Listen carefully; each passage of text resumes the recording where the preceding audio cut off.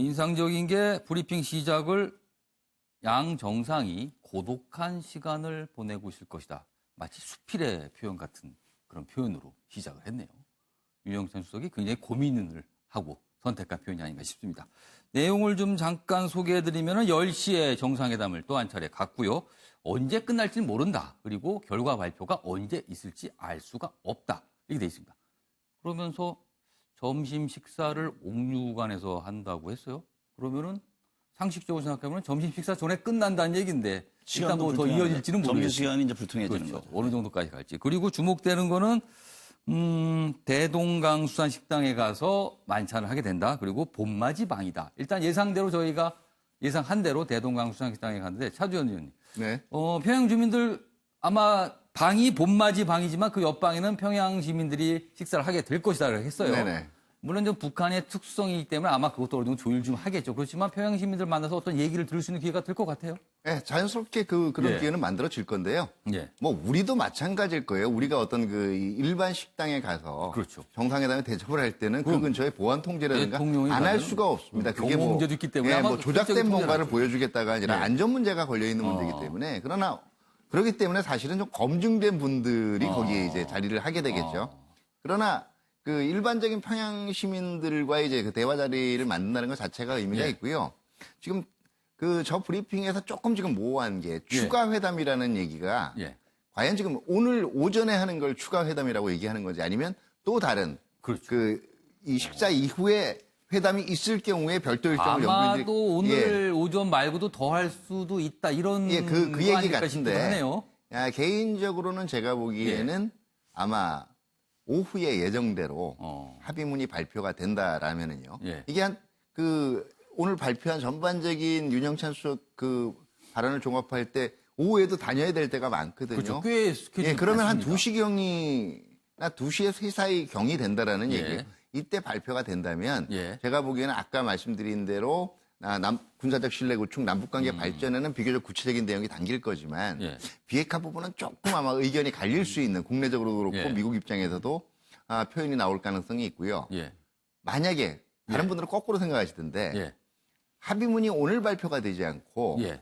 그 추가 회담이 그리고 조금 이제 모든 일정들이 뒤로 수년되면서 추가적인 얘기가 있었다 그러면 아마 문 대통령께서 조금 더 강력하게 그 현재 상황의 엄중성을 전달을 하고 북한의 결심을 촉구를 했을 가능성이 있고 그렇게 되면 오히려 그러니까 그래서 내일 발표되는 게 오히려 비핵화 부분은 조금 더 정교하게 담겨질 수가 있다라는. 그렇습니다. 내일은 별다른 일정이 사실 없습니다. 근데 아까 윤영찬 수석이 그 브리핑하면서 의미 있게 본 게요. 이제 오늘 그 정상회담의 결과 발표에 대해서 생중계를 한다는 얘기가 있습니다. 그러니까 그거는 기대할 만한 예를 들면 그 어떤 긍정적인 것을 얘기는 하지 않으면 지금 좀 잡히고 생중계라는 있다. 표현을 하질 않죠. 그러니까 그 부분에 대해서는 내가 보기에 어떻게 보면 전체 흐름대로 갈 가능성이 상당히 높아 보이고 그리고 이제 또 하나 이제 공연 중에 앞서 이제 앵커도 얘기했습니다만 북한의 공연 자체는 굉장히 그 선전용이 많은데 이제 우리 측의 입장을 고려했다. 공연에 그렇죠. 대해서. 능라도 경기장에 있는 건 우리 측 입장을 뭐 아주 고려한 것일 것이다라고 했어요. 네, 그러니까 그런 측면은 이제 뭐 그런 부분을 상당히 뭐 제외하고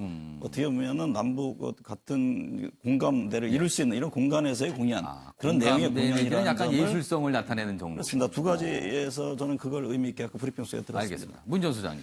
예, 윤석열 수석이 오후 일정을 저녁까지 다 발표를 했거든요. 예. 그리고 생중계를 한다. 예. 공동 기자회견 발표를.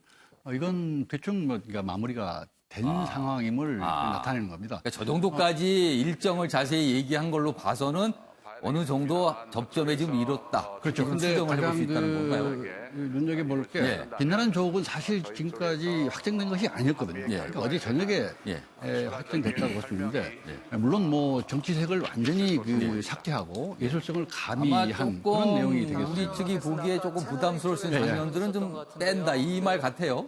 근데 가장 중요한 게 이제 비핵화 문제를 어떻게 북한이 어떤 자세로 나오느냐 이게 이제 핵심인데 이게 회담 성공의 관건이 아닙니까? 북한이 가장 중점을 둔 남관계 개선 발전과 비핵화 진전 조치는 사실 협상은 기본에 테이크 주고받는 겁니다. 이 남관계 발전을 위해서는 뭐 비핵화가 반드시 전제 조건이고 미국이 강력한 일을 하고 있기 때문에 북한도 필요하지만은 사실 북한이 대대적으로 이렇게 환대하고 뭐 기대하는 그 회담에서 문재인 대통령이 중재를 할 수 있는 이 무거운 어깨를 들 수 있는 그걸 주지 않으면은 안 된다는 걸 잘하고 있으니까 아마 좋은 방향으로 지금 전개가 김은기 되고 교수님은 있다고 어떻게 보셨어요? 오늘 일정을 다 공개를 했는데 일단 무엇이 있다고? 일단은 일정을 들으면서 비록 그 아까 말씀하신 대로 평은 지금 아직 합의 예측이 어렵다라고 말씀을 하셨지만 이미 그 정상회담을 하기로 했을 때 현재 상황의 엄중성을 서로 사실은 이해하고 있고 그렇기 때문에 어느 정도는 서로 공감대가 형성된 것이 아닌가. 그래서 개인적으로는 그래도 김정은 위원장이 우리 대통령께서 미국에 그 전달할 수 있는 그 뭔가의 그 전향적인 합의를 했을 것이다라는 그 기대감을 갖고요.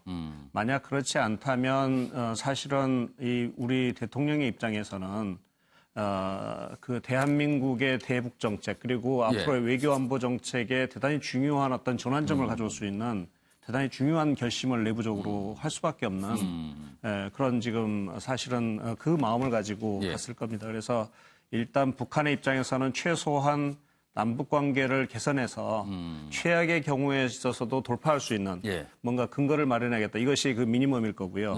그럼에도 불구하고 그것만 가지고는 결코 우리는 만족할 수가 없기 때문에 그리고 이 상황을 한국의 대통령의 입장에서는 결코 받을 수가 없기 때문에 아마도 지금 비핵화와 관련해서 어느 정도까지 북한이 전향적으로 나오느냐. 그런데 현재 말씀하신 걸로 봐서는 그래도 어느 정도 그 합의선이 지금 형성되는 것이 아닌가 그런 기대치를 좀 가져봅니다. 저는 제가 보기에 비핵화 관련한 문제는요. 이번 합의의 구체성을 난 굉장히 어려울 겁니다. 그러니까 김정은 위원장 입장에서 비핵화 문제는 미국과의 그 협상 카드라고 이해를 하고 있거든요. 그러니까 아까 얘기했지만 시기의 문제라든가 어떤 비핵화 의지의 천명 정도는 담기더라도 대신 이제 두 정상 간에 만나서 울면서 많은 얘기를 나누겠죠. 여러 가지 옵션 카드를 놓을 겁니다. 그러니까 북한에 가기 전에 어쨌든 폼페이오 장관과 두 차례 통화도 했고 계속 긴밀한 지금 대화를 하고 있지 않습니까? 여러 옵션들이 있을 겁니다. 그 부분에 대해서 충분한 의견 교환을 하고 어쨌든 실질적인 얘기는 대통령도 얘기했지만 북미 간의 대화거든요. 북미 정상 간의 만남을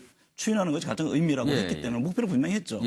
그걸 위해서 제가 보건대 다음 주에 유엔 총회에서 트럼프 대통령을 만났을 때 그와 관련한 긴밀한 얘기들은 사실은 거기에서 의견을 교환하고 어떤 옵션을 제공하는 그런 수준이 가지 않을까 싶습니다. 제가 이 문제를 한번 다시 정리를 드릴게요.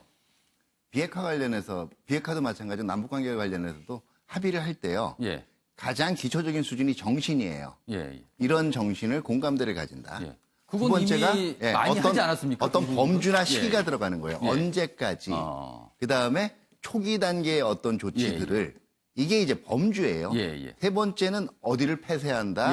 뭐를 제가 볼 때는 이게 조치까지 나올 가능성은 없어요. 그거는 사실은 미국 간의 문제예요. 실무선의 문제고. 그러면 두 근데 번째 이제 그동안의 문제는 뭐냐면 정신은 나왔는데 시기하고 범주가 나오질 않았어요.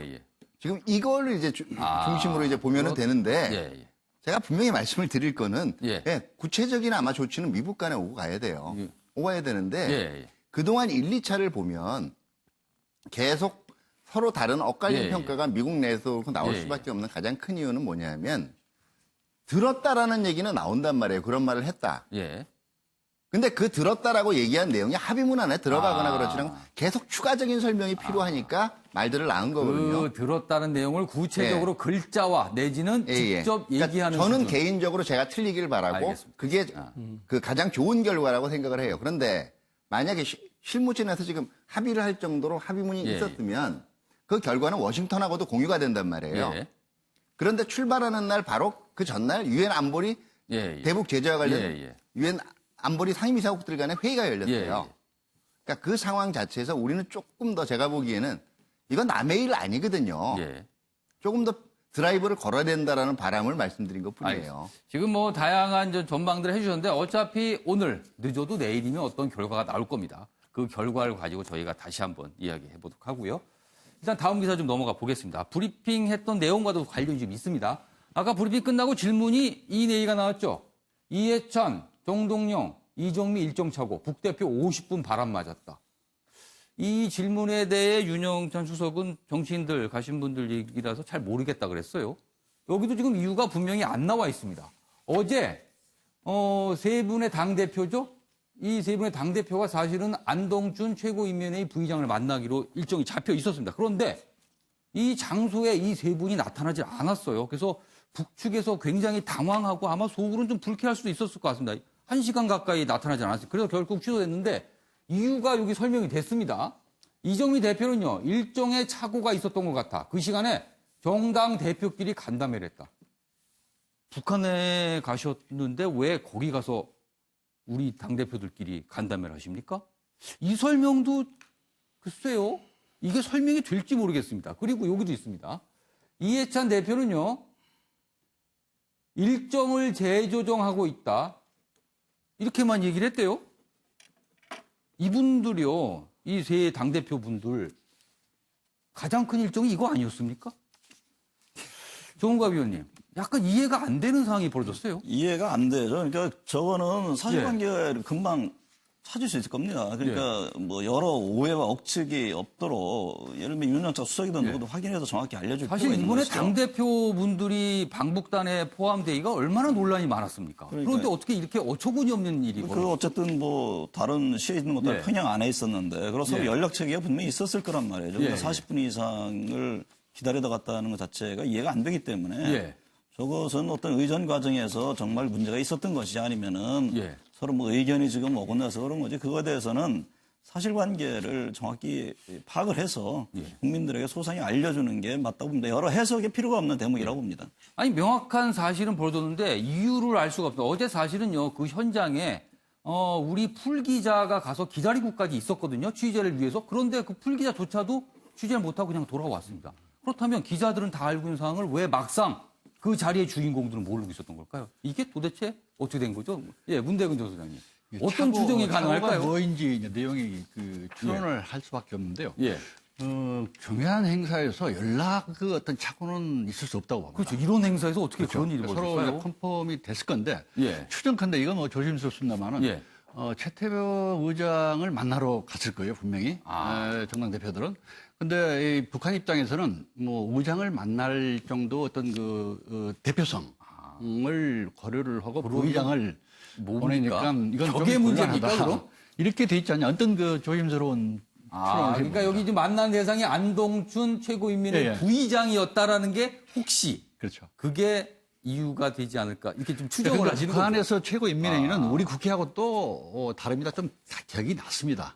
그런데 의장이 아닌 부의장을 만나고 왔다는 게 자기들한테는 조금 좀 그렇다면 문대근 전 소장님 추정 말씀이라면 일정 착오거나 이거는 일종의 보이콧인데 모릅니다. 지금은 모르죠. 이유가 나오지 않아서 저희가 그냥 추정만 해보는데 알도리가 없습니다만 이거는 분명히 좀 문제가 있는 스케줄 어떤 이 소위 말해서 이제 착오가 발생한 건데요. 일정 착오라는 것도 포괄적으로 보면 그 일정 수에 누가 오느냐. 이쪽에서는 A라는 사람이 생각할 때 이쪽에서는 B라는 사람이 있을 때 여러 가지가 있는 것이죠. 그러니까 그것이 어떻게 된 건지 좀 정확히 밝혀되는 것이죠. 어떻게 보세요? 원칙적으로 저도 지금 일정보다는 아마 만나는 급에서의 서로 갈등이 있었을 가능성이 있는데요. 아마 이런 걸 거예요. 어쨌든 초청 쪽의 입장을 생각해서 지금 만나자. 그 다음에 또 이걸 반대하는 쪽은 우리 뭘로 보는 거냐 이런 그 생각들이 분명히 있을 수가 있는데 원론적으로는요. 꼭 누구를 가서 지금 남북한의 체제가 분명히 차이가 있거든요. 그 다음에 직급도 그렇기 때문에 항상 급수 맞추기가 굉장히 남북회담 할 때 힘들어요. 저기서 꼭 나에 맞는 급은 누구라는 얘기보다는 사실 정상회담 저 정신을 생각을 하면 저는 아니길 바라요. 이 직급 차이에 관한 갈등은 아니었기를 바라는데 그거였으면 사실은 만나는 게 맞죠. 누가 오든. 이 세 당대표께서 방북을 마치고 이제 국내로 돌아서 국회에 오실 때 기자들이 엄청난 질문을 할 겁니다. 그거에 대해서 분명히 답변을 좀 준비하셔야 될 듯 합니다. 다음 기사 좀 보겠습니다. 이번엔 경제인들 요번에 많이 방북단에 포함됐는데 그 얘기입니다. 아까 홍보수석 그 브리핑 내용 중에도 경제인이 양묘장을 간다고 돼 있어요. 평안북도에 있는 양묘장을 방문한다 했는데 요 경제인 관련 내용이 있습니다. 북측 이재용 부회장을 만나서 우리가 꼭 오시라고 요청했습니다라고 얘기했어요. 근데 이 얘기는요. 그동안 청와대 설명하고 좀 다릅니다. 청와대는 경제인들은 그냥 우리가 국내적으로 청와대가 자체적으로 생각을 해서 이번에 방북단에 포함된 걸 했는데 막상 북측은 여기 보면요. 황호영 금강산 특구 지도국장입니다. 이재용 부회장에게 가서 우리가 꼭 오시라고 요청했습니다. 약간 청와대 얘기하고 다른 말이 나와서 뭐 조금 좀 논란도 있을 것 같은데 아무튼 북측에서는 이 경제에 대해서 꽤 관심을 두고 있다는 걸 표현한 게 아닌가 싶습니다. 옆에 기사 보죠. 리용남 북한 내각 부총리입니다. 경제 담당 부총리입니다. 이재용 선생 평화를 위해서도 유명한 인물 되시길 이렇게 얘기했습니다. 삼성 총수론 첫 방문 북한 이 부회장 신뢰관계 쌓길 기대한다 이렇게 얘기를 했고요. 이 기사도 좀 보죠. 총수들 서류 가방 이목 집중 북 대외 경협 실세 리용남과 회동 만났습니다. 여기 보면요. 다들 수행을 없이 혼자 짐 챙기고 서류 가방에 뭔가를 들고 갔다. 그러면서 어떤 얘기를 나눴을 것이다. 그러면서 북한과의 경협 부분도 관심사다. 이렇게 기사를 전하고 있습니다. 정우갑 위원님. 네. 경제인들 방북한 거 이것도 큰 축 중에 하나입니다. 이번에 방북단에. 그럼요. 어쨌든 계속 얘기되는 것이 북한에서 가장 핵심은 이제 경제 발전 아니겠습니까? 그런 부분에 있어서는 어쨌든 우리나라의 그 경제인들, 기업인들의 협력과 협의가 굉장히 중요한 상황인 것이죠. 어쨌든 네. 이번에 기업인들 가서 뭐 이재용 회장도 얘기했습니다만은 북한 상황 현재를 직접 보며 네. 또 그 뒤에서 이 설명을 들으면서 과연 향후에 지금 이제 북한 제재라는 틀 속에서 여러 가지 갇혀 있습니다만 언젠가 그 문제가 풀렸을 경우에 과연 남북 간의 어떤 경제협력, 어떤 경쟁력을 잇는 그 형태로 갈 것인지 이 부분에서 상당히 깊이 있는 논의가 장이 될 겁니다. 예, 예. 그러니까 서로 이해할 수 있는 토대를 저는 마련하는 중요한 공간이라고 생각되는데요. 예. 어쨌든 뭐 이재용 부회장 정도야 북한에서 다 알죠. 알고. 근데 우리가 꼭 요청을 어디에서 먼저 했느냐. 예. 그거는 내가 보기에는 상당히 뭐 뉘앙스의 차이가 있을 겁니다. 왜냐하면 어쨌든 간에 지금 우리 측에서 남한 측에서 북한에 가기 위해 명단을 서로 논의하는 구조에서 야, 그런데 이런 기업인들 포함된다 했을 경우는 꼭 오게끔 해주시죠. 이게 선의 관계는 뭐 잘 모르겠습니다. 어쨌든 간에 지금 뭐 어떤 하드한 이슈, 뭐 군사 긴장 완화라든가 뭐 비핵화 이 문제도 굉장히 중요하지만 물밑에서 여러 경제 협력 방안들을 문화적 교류 이런 것을 함께 해나가는 것도 굉장히 중요한 이번 3차 정상회담은 그 문제도 상당히 의미가 있다 저는 이해가 됩니다. 물론 유엔 제재 때문에 이제 경제 협력이 뭐 제대로 이루어지기는 어렵지만 만약에 유엔 제재가 이제 풀린다면은 경제인들이 북한에 가서 할 수 있는 활동이 꽤 많은 것으로 지금 얘기가 나오고 있거든요. 아마 그런 사전 포석 작업이 이번 정상회담 오늘 내일까지 이루어지지 않을까 싶습니다. 문대근 전 소장께는 이 질문 드릴게요. 아까 윤영찬 홍보 소통 수석이 밝힌 내용 중에서 경제인들이 양묘장을 간다. 이 양묘장이라는 게 북한에서는 어떤 의미를 갖는 겁니까? 조금 저도 좀 의아한데요. 예. 산림협력 차원에서 이렇게 가서 볼 수 보면 좋은 그런 건데 제발 총수들이 가서 군 어떤 의미일까요? 그러니까 많은 장소. 그래서 저희가 사실 이 방북 전에는요 경제인들을 어떤 경제 특구라든가 뭐 이런 현장을 좀 같이 이게 모시고 가지 않을까 북한 측에서 그런 얘기가 있었는데 그게 아니라 양묘장이라고 나왔어요 일종이. 두 가지를 생각해 볼 수 있겠습니다. 하나는 어떤 현장을 보여줄 수 있는 뭐 자신 있는 어떤 그 공장 가동률이 지금 30 내지 40%밖에 안 됩니다. 제대로 가동되고 있는 공장이 없다고 보시면 됩니다. 가서 보면 좀 실질적으로 뭔가 보여줄 게 없을 수도 있으니까. 그렇죠. 그리고 또 경제인이라고 할 수 있는 사람이 또 없고요. 그러니까 이영남 그 경제부총리하고 두 사람 만나고 제재를 좀 의식해서 경제 현장이 아닌 산림협력 차원 제재하고 거리가 있는 관계가 없는 산림 농목장을 이렇게 가서 보면서 또 하나는 이제 경제인들이 그 북한의 황해북도 지금 송림이거든요. 그러면 평양에 상당히 가야 됩니다. 그러면 북한은 어떤 그 산천 군기를 좀 현장 아주 그 열악한 현장들을 이렇게 직접 보여주고 싶었던 것도 있는 거죠. 김문규 교수께서는 어떻게 보세요? 이 양묘장이라는 게 글쎄요 조금 저희한테 좀 생소해 보이기도 하고요. 경제 현장을 경제인들이 거길 방문한다. 어떤 북한도 분명히 어떤 의도가 있을 텐데 사주현 의원님께서 좀 설명해 주시겠어요? 어떤 만약에 그 외빈들이 방문을 해서요. 그 우리 같은 경우에는 수도권 지역에 곧바로 이제 굉장히 그 산업 단지들이 있잖아요. 근데 만약에 수도권에 조성되지 이전에 한 1박 2일 일정으로 왔는데 부산이나 창원 가서 보자라고 얘기할 수는 없잖아요. 그렇죠. 그건 너무 오래 걸리죠. 비교적 평양에서 그 북한이 얘기하는 16개 내륙경제특구라든가 이런 부분도 사실 평양에서부터 꽤 떨어져 있고요. 김정은 위원장 자신의 입으로 얘기를 했지만 지금 우리가 지금 도로 사정이 별로 안 좋다 그랬잖아요. 그러니까 사실은 전반적으로 수행원 일정이 그렇게 지금 이 정상들 일정하고 떨어져서 너무 이렇게 존재를 해서도 곤란하고 왜냐하면 이제 번역 만찬들도 있고 이렇잖아요. 그러니까 그 평양을 너무 멀리 벗어나지 않는 범위 내에서 빨리 귀환할 수 있는 범위 내에서 찾을 수 있는 시설들을 찾다 보니까 이게 양묘장이 된 거지. 뭐 굳이 뭐 그렇게 왜 양묘장인가? 그러고 보니까 아까 홍보수의 끝에 양묘장 얘기하면서 그게 최근에 뭔가를 지금 설비적으로 갖춘 곳이다. 이런 설명을 좀 부연했는데 그런 이유가 좀 있지 않을까 싶기도 하네요. 그러니까 경제특구 22개, 27개까지 이야기하는데요. 깃발만 있습니다. 간판만 있고 아무것도 없다고. 그냥 땅만 확보가 된 건가요? $100도 투자가 된 곳이 없다고 보시는 게 정확할 겁니다. 그런데 가봐야 땅만 보게 되는 상황이 그렇죠. 발생하죠. 조금 좋게 해석하면 이제 아까 뭐 능라도 집단 체조 그것처럼 우리의 그 현재 그 유엔 제재하에서 우리 상당히 부담을 느낄 우리에 대한 어떤 배려 차원도 충분히 저는 있을 수도 있다고 생각합니다. 왜냐하면 굳이 왜 양묘장이냐는 질문을 똑같이 던질 수 있거든요. 그런 차원에서 보면 가장 부담이 없는 것을 보여준 것이 아닌가 서로. 알겠습니다. 근데 산림특가라는 것은 오래전부터 계속 추진해왔죠. 그러니까 이번에 그 공직 수행원 중에 산림청장이 포함되어 있거든요. 그렇죠. 거기는 어쨌든 한번 가는 코스인데 이제 기업인들이 어떻게 얼마나 가는지는 모르겠습니다만은 그거는 그동안 이제 남북 간에 계속 지속적으로 녹화 관련된 그다음에 어떤 묘목에 대해서 새로운 어떤 종자 개량 이런 노력들은 계속 지속적으로 해오고 있었던 사안입니다. 다만 이제 지금 이런 의미는 있을 수가 있는 게 지금 당장 이번에 재벌 총수들이 방문을 했다라고 해서 뭐 대규모 투자가 조만간에 이루어지라고 보기는 힘들어요. 근데 그렇죠. 그거는 우리나라의 이 북한 투자 관련을 하려는 총수들이나 뭐 대기업뿐만 아니라 중견기업 입장에서는요. 제일 애로사항이 어디 가서 북한 투자 관련 또는 경제 협력 관련 정보를 얻을 수가 있는지 뭐 통일부 이외에는 지금까지는 없단 말이에요. 그러니까 컨택 포인트를 식별했다는 면에서 굉장히 의미가 있는 거예요. 그러니까 앞으로 북한 어느 쪽에 만약에 투자나 이런 게 필요할 때 북한의 어느 부서하고 얘기해서 접촉을 하면 되겠구나. 어느 쪽을 그거는 분명하게 의미가 있는 거죠. 컨택 포인트를 확보했다는 측면. 알겠습니다. 이번에는 정치권 반응 좀 짧게 보겠습니다. 시간이 많이 남지 않았네요.